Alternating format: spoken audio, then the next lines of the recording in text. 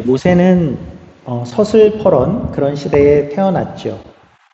태어난 시기에 애굽 안에서 히브리 사람들은 그 안에서 노예가 되어 있었고, 그런 가운데에서도 그들의 인구는 그래도 많이 증가하고 있었지만 이 사실이 오히려 애굽에게는 두려움이 되었죠. 그래서 애굽 편에서는 아주 극단적인 그런 정책을 펴는 것이 태어나는 아이를 죽여라 였습니다. 그 아이를 죽이는 것은 사실은 아들만 죽이고 딸은 놔두는 것이었죠. 그래서 인구가 늘어나서 애굽이 두려워하는 것은 인구 자체가 늘었어 라는 것이라기보다는 고대 당시에는 그 인구가 바로 군사력이었기 때문에 그런 면에서 아들만 죽인 것이고, 딸은 어떤 면에서는 오히려 노예로서 더 유용하다라고 여겼을 것 같아서 딸은 그냥 놔두었습니다. 바로 그런 어떤 격동의 시대 가운데에서 레위 사람 아비람의 아내 요게벳이라는 여인이 임신을 하게 되었죠.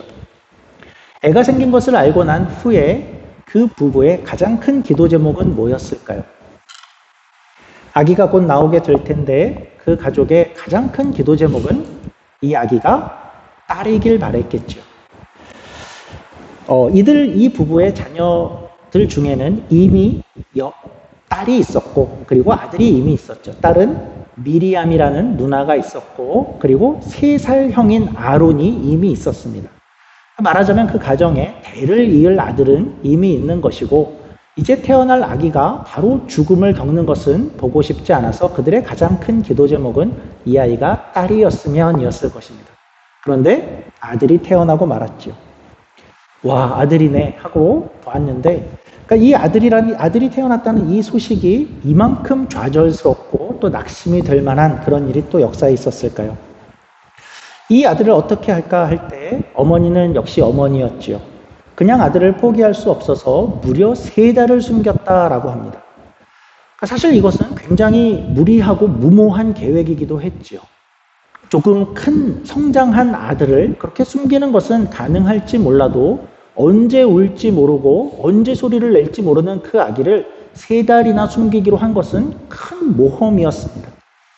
단지 숨바꼭질을 하는 것이 아니라 자칫 발각이 되면 이 아기뿐 아니라 부모의 목숨까지도 위험한 그 일을 이제 감수한다는 것은 굉장히 어려운 일이고, 그 가족은 그 길을 행하기로 했던 것이죠. 그러나 어느 순간에 이제 더 숨길 수가 없게 되었습니다. 어쩌면 주변에서 누군가가 제보를 했을 수도 있었을 것 같고, 또 동네에 저 집에서 아기 소리가 나는 것 같아 라는 소문이 났었을 수도 있었을 것 같죠. 그래도 이제 어머니는 또 어머니지요. 마지막 수를 내는 것이 내가 키우지 못하더라도 이 아들의 목숨만은 버릴 수 없다 해서 우리도 충분히 상상 가는 마음으로 어떤 수를 내는 것이 이제 갈대 상자에 나무진을 바르고 역청을 발라서 거기 아기를 넣고 이제 이 아기의 갈대 상자를 갈대밭에 두었습니다. 그러니까 나일강에 그것을 띄워서 출렁출렁 이게 그냥 보낼 수는 없고, 어머니가 그럴 수는 없고 갈대 사이에 걸려 있도록 그렇게 하고, 그리고 누나 미리암으로 하여금 그것을 지켜보게 하였죠. 아주 큰 모험이죠. 이것도 누가 발견을 하게 될 것인가, 발견한 사람이 이 아이를 어떻게 할 것인가, 아주 큰 모험이었습니다. 그런데 이제 이 상자를 바로의 딸 공주가 그것을 발견하게 되는데요. 제가 한번 본문을 조금 빨리 한번 읽어보겠습니다. 2장 3절부터 이렇게 되어 있죠. 더 숨길 수 없게 되매 그를 위하여 갈대 상자를 가져다가 역청과 나무진을 칠하고 아기를 거기 담아 나일강과 갈대 사이에 두고 그의 누이가 어떻게 되는지를 알려고 멀리 섰더니 바로의 딸이 목욕하러 나일강으로 내려오고 시녀들은 나일강가를 거닐 때에 그가 갈대 사이에 상자를 보고 시녀를 보내어 가져다가 열고 그 아기를 보니 아기가 우는지라. 그가 그를 불쌍히 여겨 이르되 이는 히브리 사람의 아기로다. 그런데 여기 표현을 보면 조금 이 공주가 이 아기를 보고 이 아기가 히브리 사람의 아기로다 하는 것을 바로 알게 되죠. 어떻게 알았을까요? 아기의 얼굴을 척 보고 나니까 히브리인이다 그럴 수 있었을까요? 태어난 지 겨우 3개월 되었는데 아기를 보고 그것을 알 수 있었을까 할 때는 별로 그랬을 것 같지 않죠. 그러니까 무슨 아기가 흑인, 백인 정도의 차이가 있다면 흑인 아기네, 백인 아기네 하는 정도는 가능하겠지만 이들은 그렇게 큰 인종의 차이가 있는 그런 관계도 아니고 그리고 지금 우리가 알다시피 이스라엘 사람들은 400년 동안을 애굽 땅에서 그렇게 섞여서 그 기후와 그 토양에서 살아왔는데 단지 아기의 외모를 보고는 알 수 있었을 것 같지 않죠. 한국으로 생각하면 무슨 조선 초기 중기 정도의 중국이나 베트남에서 어떤 가족이 넘어왔는데 한 400년을 살고 나서 현대의 그 아기를 보고 인종을 구별한다는 것은 거의 불가능해 보이겠죠. 그래서 아마도 우리가 상상하기를 아마도 모세의 어머니 요게벳과 그리고 누나 미리암은 미리 작전을 짜둔 것 같습니다. 갈대 상자에 그러니까 예를 들면 어떤 히브리 전통 의상을 넣었던지 아니면 무슨 표시라든지 베넷 쪼고리가 히브리인인 것을 알 수 있도록 어떤 표시를 일부러 했던 것 같습니다. 그런데 생각해보면 만약 그렇게 했다면 사실 더 이상하기도 하죠. 외모로 알아보지 못할 것이라면 지금 이 시대에 히브리인 아기라는 것을 알게 하는 것은 훨씬 더 위험한 일인데 히브리 남자 아기야? 그렇게 드러나는 것은 더 큰 모험인데 왜 공주가 척 보고 히브리인 아기구나 하는 것을 알아보도록 했을까요? 그 이유가 다음에 나오죠. 우리 2장 7절 8절입니다. 그의 누이가 바로의 딸에게 이르되 내가 가서 당신을 위하여 히브리 여인 중에서 유모를 불러다가 이 아기에게 젖을 먹이게 하리이까. 바로의 딸이 그에게 이르되 가라 하매 그 소녀가 가서 그 아기의 어머니를 불러오니. 그래서 누나는 이렇게 숨어 있다가 마치 우연히 그것을 본 것인 양 와서 이야기를 했지요. 히브리인 아기네요. 제가 히브리 유모를 잘 알고 있어요. 그 애를 너무나 잘 알아서 그 민족의 아이답게 키울 수 있는데 소개시켜 드릴까요? 그래서 만약에 애가 다른 민족이나 애국 사람의 아기라면 가서 히브리 유모를 연결하는 것은 말이 되질 않지요. 그래서 아마도 애초에 히브리인 아기라는 것을 알게 하고 그리고 유모로 진짜 엄마를 연결하려고 했던 것 같죠. 우리가 이렇게 보면 이들은 굉장히 치밀한 계획을 짰다, 준비했다라는 것을 알 수 있죠. 대강 아무렇게나 하나님이 알아서 해주시겠지 이런 모양 같지 않고 어쩔 수 없이 모험을 걸어야 되는 그런 상황이지만 하나님 앞에 굉장히 치밀하게 또 준비하며 기도하며 이 일을 행했던 것 같습니다. 그리고 최선을 다했고 하나님은 그 어머니의 기도와 그 준비, 그 마음에 응답을 하신 모습으로 우리가 이해할 수 있겠죠. 일단 모세는 이렇게 목숨을 건졌습니다. 그런데 이후에 모세의 이야기를 이렇게 봐도 좀 이상한 부분들이 깊게 생각하면 이상한 부분들이 좀 있습니다. 그러니까 단지 우연히 그랬어 라고 이해할 수도 있고 그렇게 넘어갈 수도 있겠지만 이런 면이죠. 공주가 그 아기를 보고 살린 것, 우는 아기를 보고 불쌍해서 살린 것, 거기까지는 우리가 이해가 되는데 이 공주는 이 아기를 왜 자기의 양자로 또 이집트의 왕자로 그렇게 삼기까지 했을까요? 그 아기를 그렇게 보고 불쌍해서 목숨을 건지는 것이야 인지상정이죠. 사람이라면 그렇게 할 수 있어 라고 생각이 들고 그가 한 나라의 공주라면 그 아기를 구해서 어떤 좋은 집안에 신하의 집안에 이렇게 데려다 줄 수도 있고 어떤 집안에 맡길 수도 있고 아니면 자기 궁궐의 어떤 일꾼으로 삼아도 그래도 충분히 고마운 일일 것 같은데 왜 아들로 또 말하자면 나라의 왕자로 삼았을까? 물론 즉시 그런 것 같지는 않고 유모에게 보내져서 한동안을 키워지고 나서 그리고 왕자로 받아들여진 것 같은데 왜 그랬을까 하는 것이죠.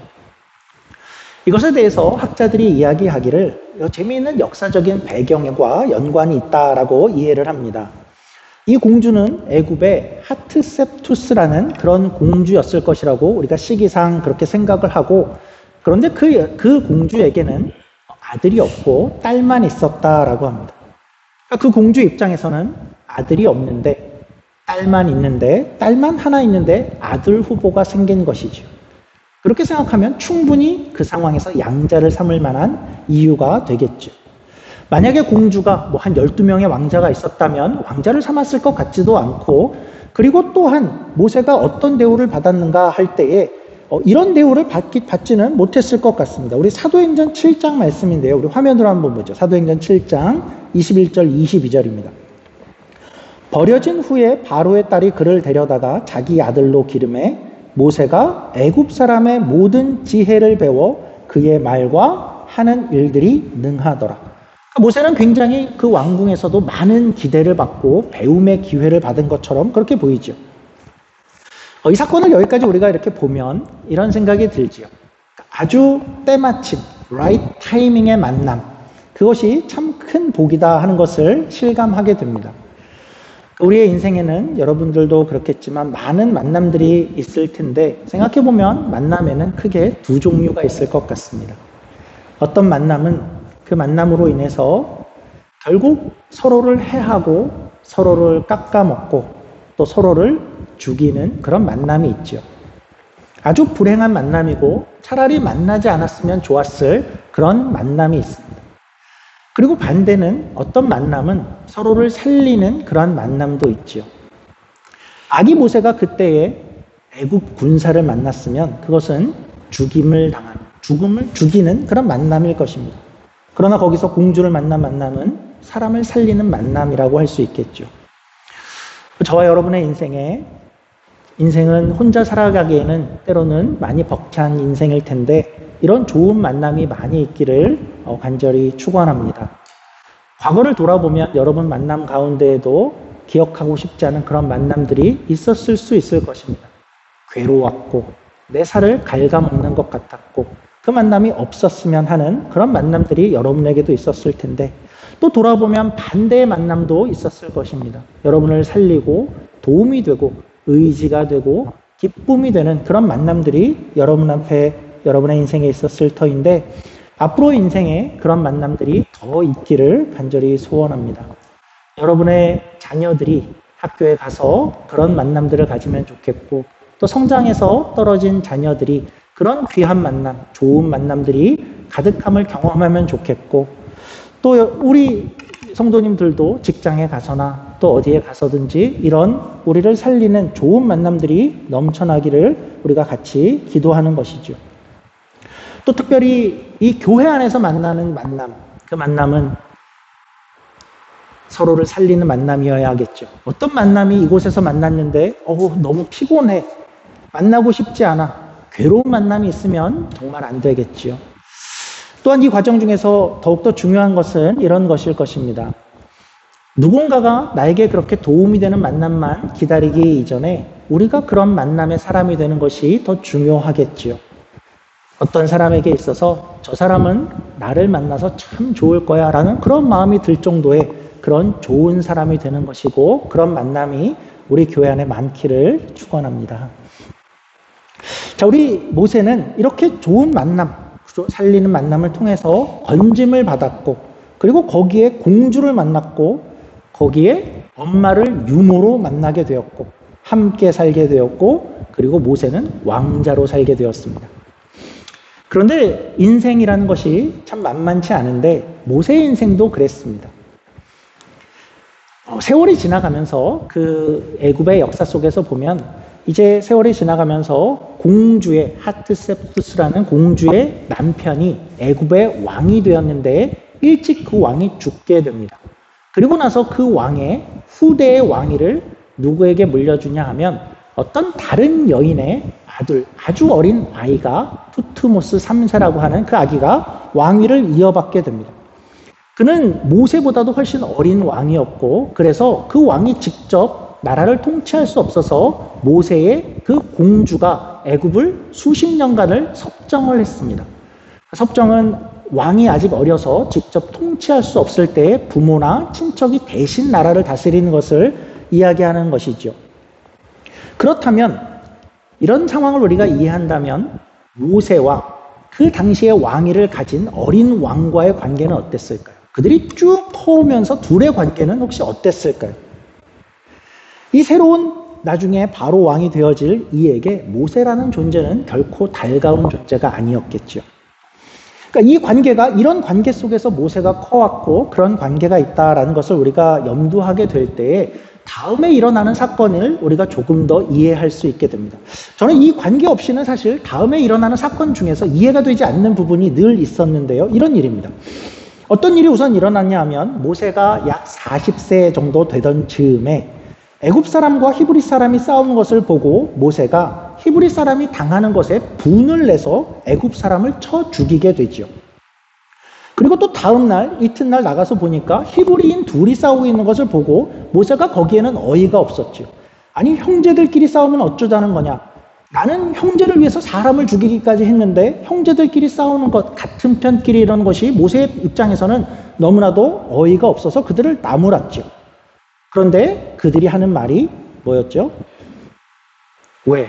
나도 어제 당신이 죽인 사람처럼 죽이려고 그러느냐라고 묻게 되죠. 사실 모세는 여기에 굉장히 놀랐습니다.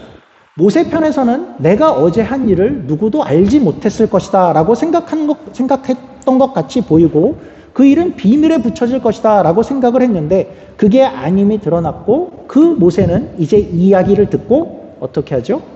도주를 하죠. 사실 제가 이해가 잘 안 됐던 부분은 이 도주의 부분이었습니다. 당시는 현대와는 많이 달랐을 것 같은데 어떤 살인이 일어났다고 해서 현대와 같이 법과 원칙에 따라서 모든 사람이 다 평등한 처벌을 받는 사회였을까? 그때가. 더군다나 그 사람이 왕이었다면, 왕자였다면, 왕가의 일원이었다면 그런 처분이 일어날 수 있는 그런 사회였을까? 모세가 어떤 사람을 죽인 것은 물론 잘한 것은 아니지만 이 일이 그 모세라는 지위를 생각했을 때 모든 것을 버리고 도주할 만한 일인가 하는 그런 생각. 본 사람도 거의 없었던 것 같은데 누군가 이야기를 한다고 하면 저 사람이 나를 먼저 공격했고 정당방위였습니다. CCTV가 있는 것도 아니고 그렇게 둘러대도 충분한 지위였을 것 같은데 그는 도주까지 했어야 됐나 하는 생각이죠. 그런데 여기에 바로 이 왕정의 권력 관계를 우리가 생각하면 좀 이해가 되죠. 투트모스 3세라는 그 왕은 모세를 달갑게 여기지 않았고 이 일을 듣고 나서는 아마도 잘 되었다. 이 기회에 모세를 처리하자가 되었을 것이고 모세도 충분히 그가 그럴 수 있을 것을 알고 애초에 도주를 선택한 것 같죠. 그러니까 이렇게 보면 우리가 좀 이해가 되죠. 여기까지가 모세의 인생, 120년의 인생 가운데 40년의 세월입니다. 한 가지 좀 생각하고 싶은 내용이 있습니다. 모세에게 있어서 40년, 그의 40년의 생애는 어떤 생이었을까요? 그는 40년을 살면서 어떤 생각들을 하고 살고 또 어떤 마음을 가지고 특별히 어떤 정체성을 가지고 모세가 40년을 살았을까요? 물론 그에게는 이집트의 왕자라는 정체성이 있었겠죠. 아주 당시의 최고 강대국인 애굽의 왕자로 사는 것, 모든 부귀와 명예와 권력을 누리는 그 자리에 있었고 부족한 것이 없이 살았던 40년이었을 것이고 또 애굽 내에서 자기의 위치를, 명예를 지키려는 어떤 마음들도 가지고 주변을 둘러보며 살았던 그런 40년, 왕자로서 정체성을 가지고 40년을 살았을 것입니다. 그런데 이것이 다는 아니었죠.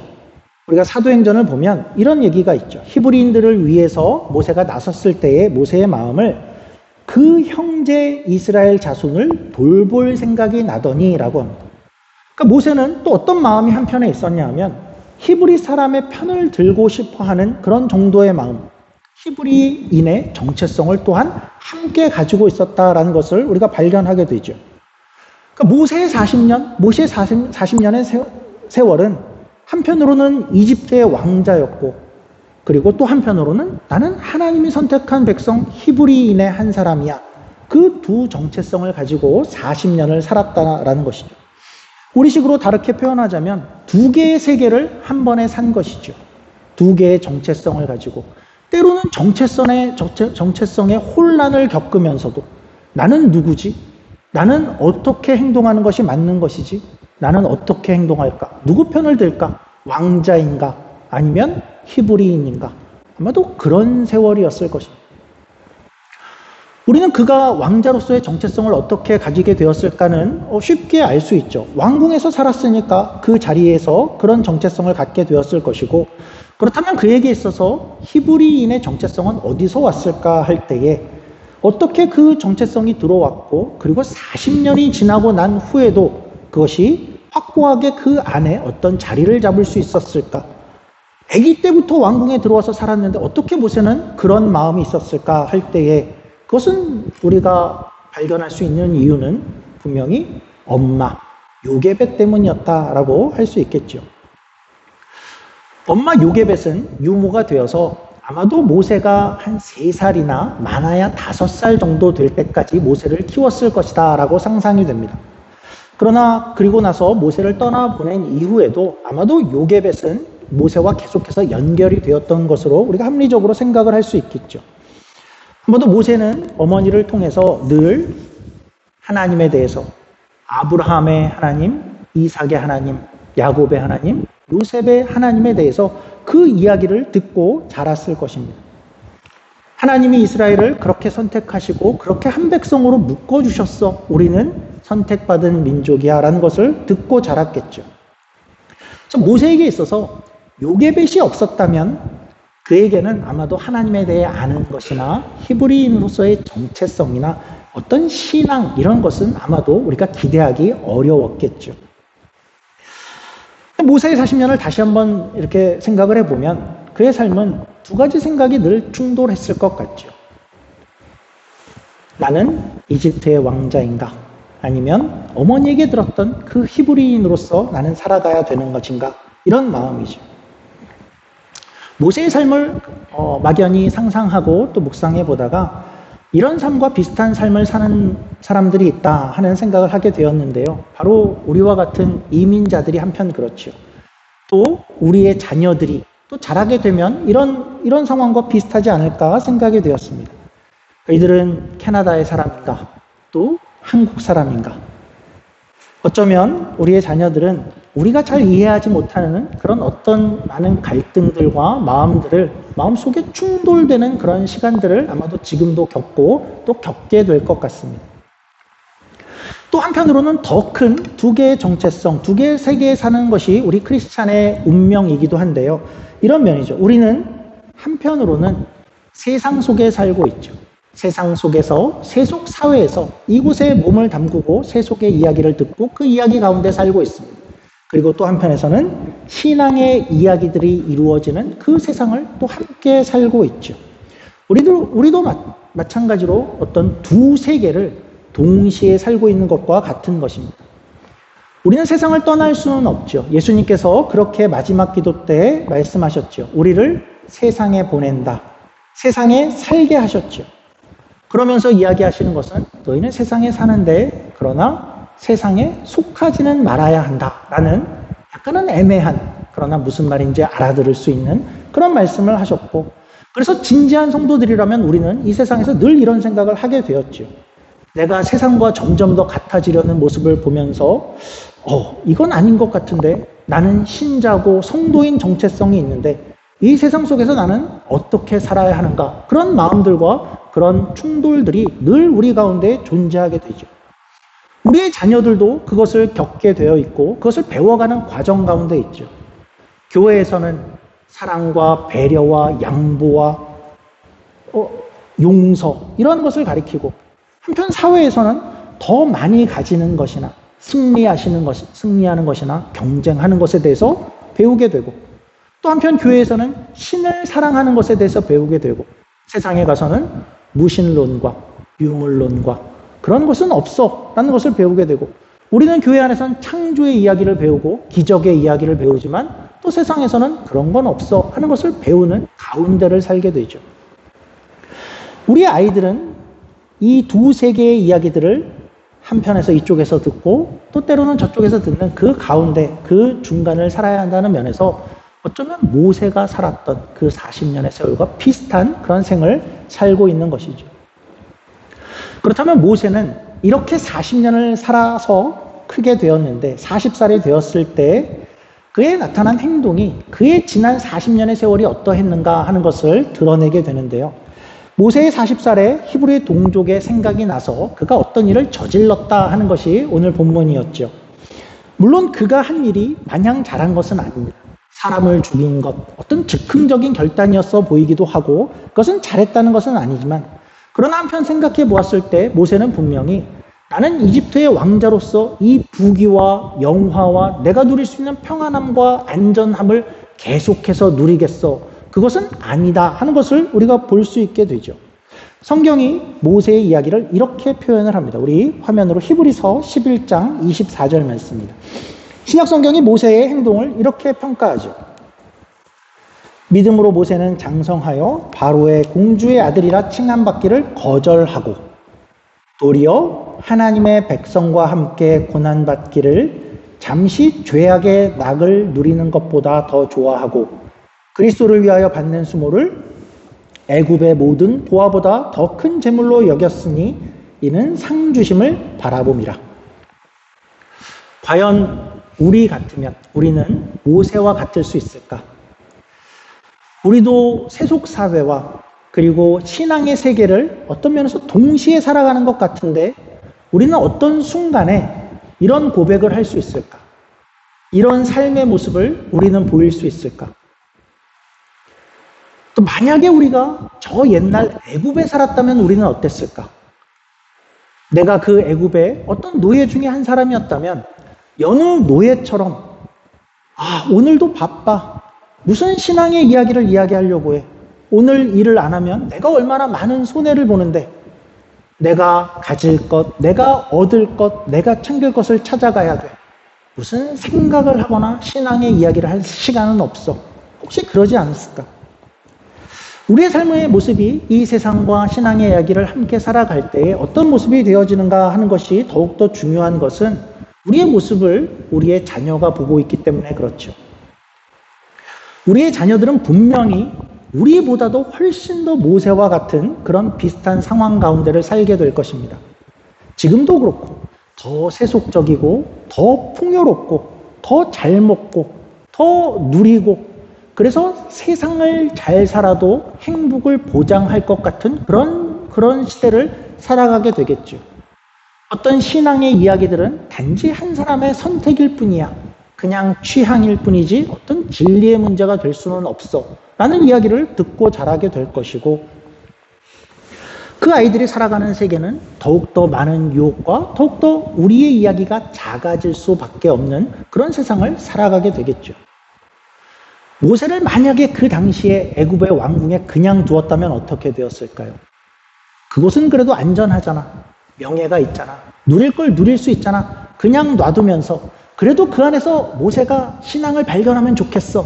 그러면 더욱더 좋겠지라는 마음을 가지고 있었다면 과연 모세가 이런 신앙의 정체성을 가질 수 있었을까? 만약에 요게벳이 없었다면 어려웠겠죠.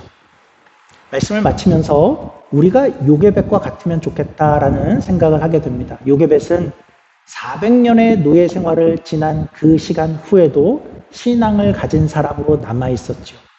애굽이라는 거대한 세상 문화 속에서 그 안에서 400년 후에 신앙을 가진 자로 남아있는 것이 요게벳의 모습이었습니다.